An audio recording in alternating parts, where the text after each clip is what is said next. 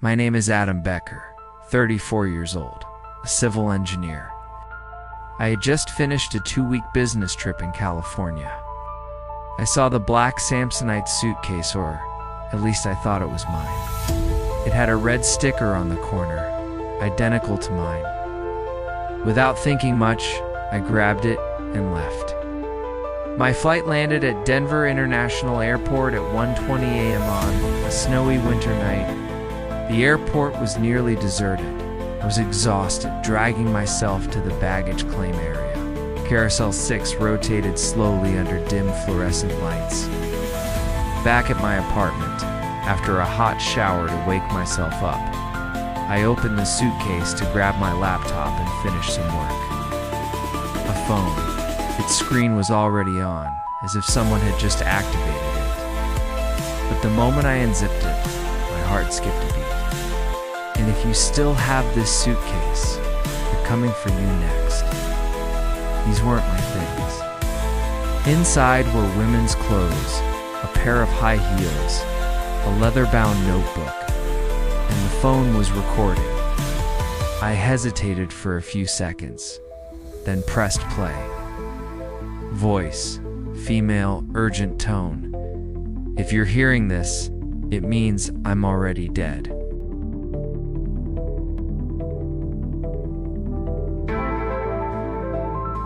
I stood frozen for several minutes, feeling like I had stepped into some cruel joke, but everything felt too real. The clothes still smelled faintly of perfume, the notebook had real handwriting, and the phone wasn't even locked. I played the short one first. There were 2 more files, one nearly 9 minutes long, and a short one just 40 seconds. I opened the voice recorder app. And if you're hearing this, you've already been added to the list. Voice female, whispering nervously. Don't trust anyone, not even people in uniform. They don't work for the airport. They work for the program. In the middle, one page was circled in red. I stopped it. My hand was shaking. What list? What program? A chill ran down my spine. A call from an unknown number. Unknown caller flashed on the screen. I panicked and tossed the phone onto the couch. It stopped ringing. I flipped through the notebook.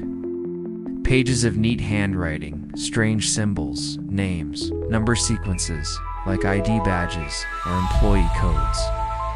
Notebook text, written in red ink, DAY3. Don't stay home. They test breath. Just then, the phone buzzed. 3 seconds later, my own phone, my personal iPhone, vibrated. A message, text message on screen. Mr. Becker, you took the wrong luggage, but you've also taken the wrong fate.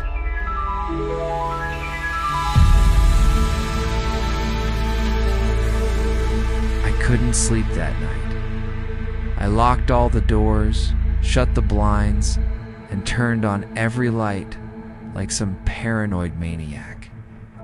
The strange phone still sat on the table, waiting. Eventually, I opened the longest recording. Voice, female, calm, but tense. I used to work for them, the organization behind the Breath Project. A few fringe forums discussed mysterious disappearances at major airports.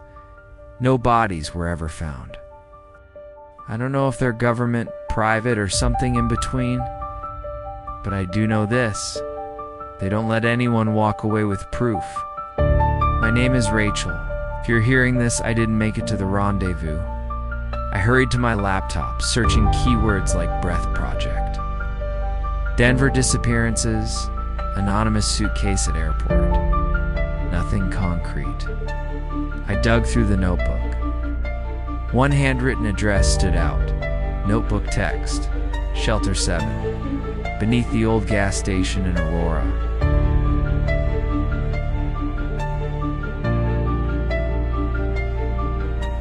The next day, I drove to Aurora. The gas station had long been shut down, overgrown with weeds and rust.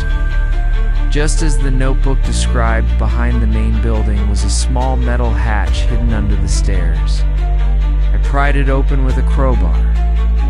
The smell of rust and mold hit me. Below was a narrow stairwell leading underground.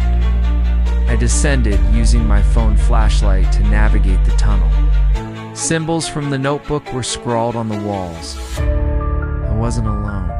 Voice female behind him, distant echo. I thought you wouldn't come. It was Rachel. She was alive. The suitcase was bait, and I, the one who took it, had become her pawn. She explained that she had orchestrated the entire plan to escape the organization, but she needed a decoy. Rachel, serious tone. They put a tracker in the suitcase. I think you're me.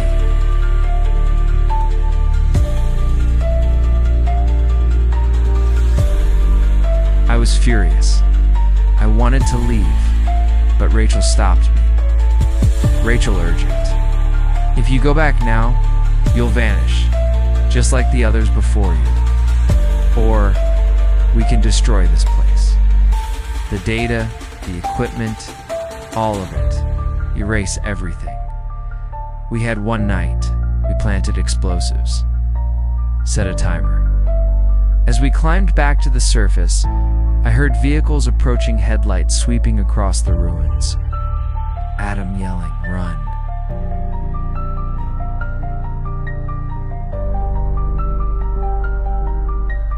Three days later, the news reported an explosion that destroyed old infrastructure in Aurora. No casualties.